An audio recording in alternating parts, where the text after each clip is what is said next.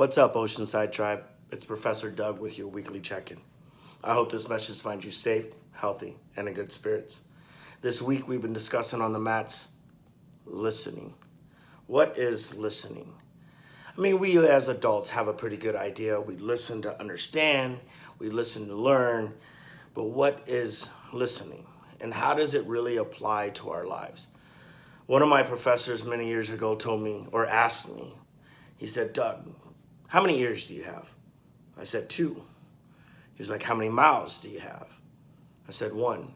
And I even used it this week. I asked my little champs, I said, hey, take your right hand, put it on your right ear. Okay. Now take your left hand, put it on your left ear. Okay. Now, put your hands down. Now take your right hand, put it on your right mouth. Huh? Exactly. Because you only have one mouth. You can see where I'm going. Then I said, why do you think you have 2 ears and only one mouth? And they were like, And I was like, my mentor told me, because you're supposed to listen twice as much as you speak. Listen twice as much as we speak. That's an amazing concept. And I think that it implies so deeply connected to jiu-jitsu. It started to hit me in my purple belt days when I was started to roll, and I started to feel when the higher belts would submit me. And I could feel it coming. But right at that higher level blue, beginning purple, I was still very hungry for a submission. So I would strive for it, not really paying attention or listening to what my opponent was doing. And I was more consumed with trying to implement my game. That's what I had been told. Find your game and implement your game. And the concept is there, and that is very true. You're supposed to understand who you are, your personality, and develop your game. But one thing that has to be true, and that has to remain in the forefront, and I even talked about this today with my students, is that while we love a certain technique or a certain position, that position will change depending on who I am rolling with.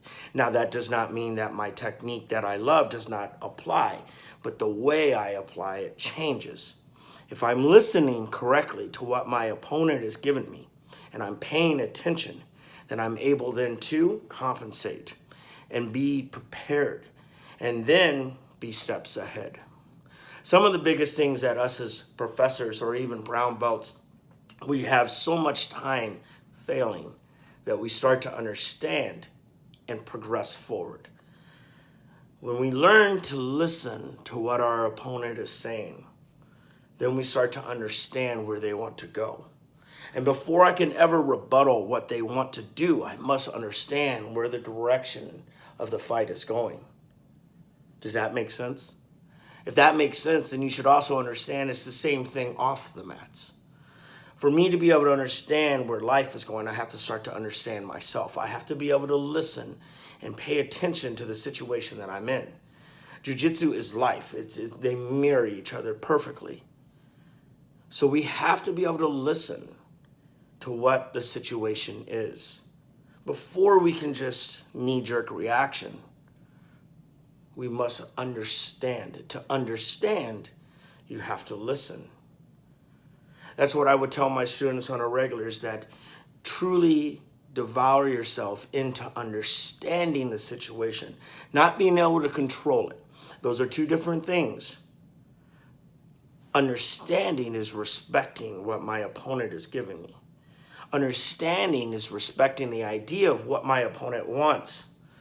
And then when it comes time, it's easier then for me to rebuttal.